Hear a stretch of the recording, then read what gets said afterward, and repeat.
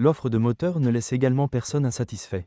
Il est vrai que plusieurs groupes motopropulseurs ont disparu de l'offre, mais au début de l'aventure du marché, le portefeuille comprenait, entre autres, hybride rechargeable basé sur le moteur 1.4 TSI avec une puissance système de 204 ou 245 chevaux, version RSIV.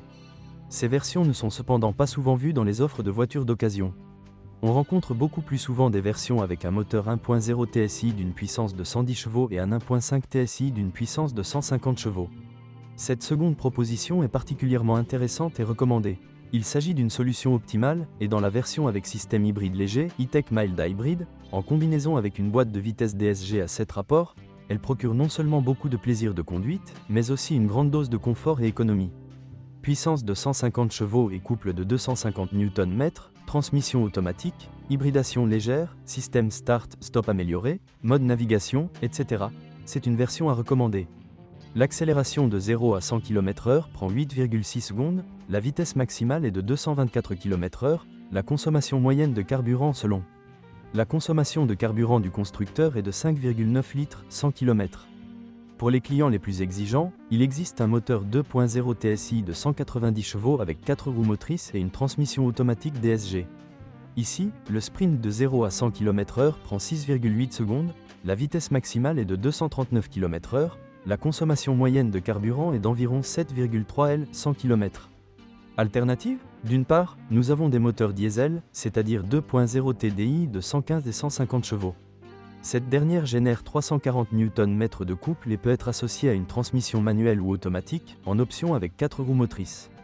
Les performances sont plutôt bonnes, 8,4 secondes de 0 à 100 km/h et une vitesse maximale de 222 km/h, mais la priorité est bien sûr la consommation de carburant, qui est d'environ 5,5 L 100 km en mode mixte.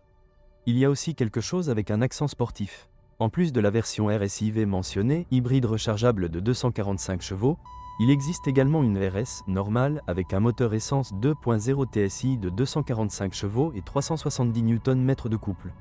Fait intéressant, l'accélération de 0 à 100 km/h prend autant de temps que la version de 190 chevaux équipée de 4 roues motrices.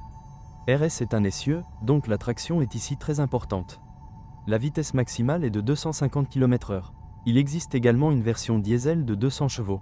Les performances sont légèrement moins bonnes, mais la consommation de carburant est d'environ 5,2 L 100 km. L'Octavia est une voiture grande et extrêmement pratique. Elle pourrait donc être utilisée pour diverses tâches, y compris les tâches familiales et comme taxi.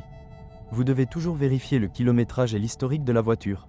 Il est important que les inspections de garantie soient régulières et effectuées dans le centre de service agréé pour être sûr de la garantie. De plus, il vaut la peine de vérifier la carrosserie pour déceler les rayures qui pourraient être le résultat de parkings urbains exigus, et les roues pour déceler des dommages causés par les trottoirs. Vérifiez le fonctionnement des sièges et s'ils se replient tous comme ils le devraient. Il s'agit essentiellement d'une voiture neuve, nous pouvons donc nous attendre à ce qu'elle soit dans un état impeccable. Il convient également de rappeler que de nombreux propriétaires de l'Octavia précédente, 3e génération, ont signalé des problèmes avec la transmission automatique à double embrayage DSG, notamment des défauts électriques et des défauts mécaniques. C'est pourquoi il est impératif de s'assurer que tout modèle automatique que vous envisagez dans votre recherche passe les vitesses en douceur et sans hésitation, en mode manuel comme en mode automatique. De plus, les propriétaires ont signalé des problèmes mineurs avec le système de navigation par satellite et d'autres problèmes électriques mineurs. Il vaut donc la peine de prendre le temps de s'assurer que tout fonctionne correctement. Skoda Octavia 4 est la 4e génération de l'un des meilleurs représentants du segment C du marché. Spacieux, confortable, très bien équipé et étonnamment pratique. La version combi offrira beaucoup d'espace et, dans la bonne configuration, aussi beaucoup d'élégance. Ce n'est pas une voiture passionnante, mais elle sera parfaite comme voiture familiale et pour les longs trajets.